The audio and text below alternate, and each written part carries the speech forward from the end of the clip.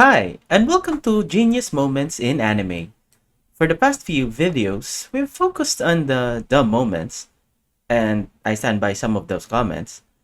But I've watched anime for a lot of years, heck, decades, and I just want to shine some light on those 1000 IQ moments that maybe go underappreciated. In recent memory, I can think of some few anime that really flexes those brain muscles. Roka no Yusha or Braves of the Six Flowers, where's season 2? Come to mind. And more recently, Classroom of the Elite. Ayana Koji. Who doesn't like this guy?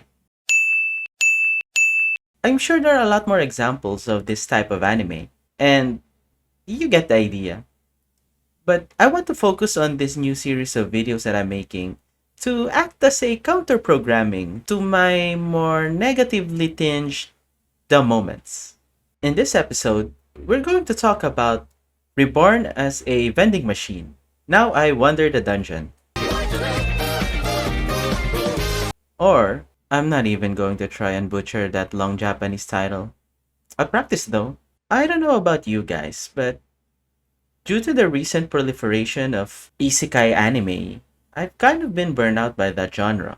It's usually just a concept of someone dying in the real world and then being reincarnated in a fantasy world, in which case they have a new ungodly power or skill. There have been some good examples of this, such as reincarnated as a slime, but the more recent ones, they have been carbon copies of each other, and they lack originality. But now here comes a fresh and unusually funny take on the genre. Reborn as a vending machine shows a human dying in the real world and then being reborn as a vending machine. Huh, pretty straightforward. At first, Hakon. Sorry, but I refuse to say that English name. It just sounds weird to me. Boxo could only sell a few limited products, such as food. But then, as time went on and people paid for the products he is selling, he used those profits to improve his skills so that he could sell other types of products and even transform into different types of vending machines that sell non food products. Isn't that a fun take? And the best part? He can't turn into a human. Well, not yet. We'll talk about that in a bit.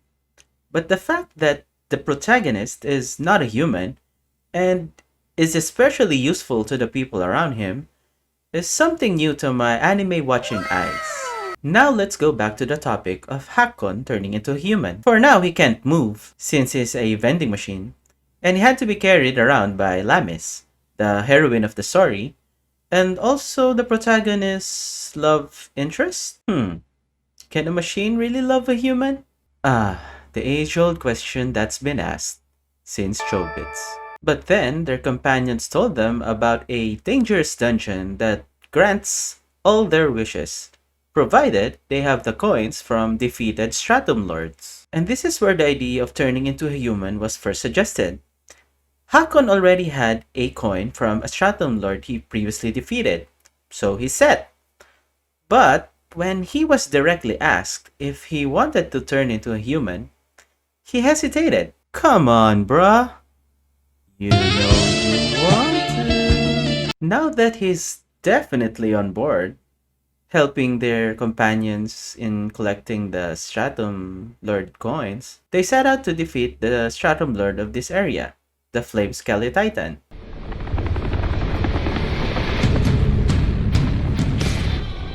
Conveniently enough, there's a large trapdoor leading to a deep cavern located in the maze that they were currently in, and they could use that to trap the Skeletitan. But they were afraid that the flames covering the Flame Skeletitan would render their attacks useless, so they thought of filling the cavern with water.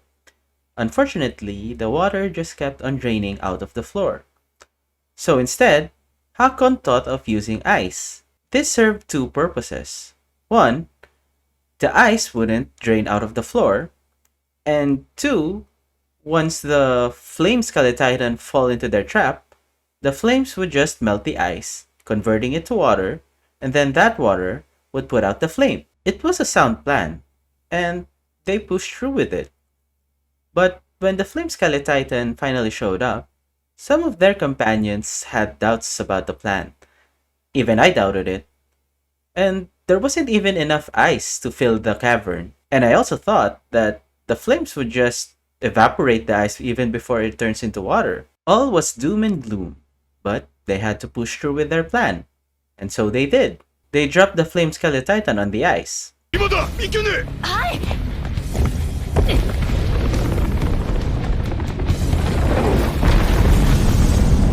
And by that point, I was telling myself, they're going to die. But here's when Hakon pulled out his trick out of Senku's scientific bag. Without anyone noticing, instead of using ice, he dropped dry ice. For all of us non-scientific nerds, here's how he explained it. 水蒸気もなく炎が消えた。理由を知っているのは俺だけだ。Uh-huh. 穴の中に放り込んでいたのは氷ではなく、実はドライアイスだったのだ。Go on. ドライアイスは二酸化炭素を固めた物体だ。塩虚骨魔が落ちてきた際、穴は二酸化炭素で満たされた。Oh. 火は酸素がなければ燃えず、二酸化炭素は酸素より重いので下に溜まる。つまり、奴の炎は消える。That's so. How he actually beat the Stratum Lord after that is actually kind of funny.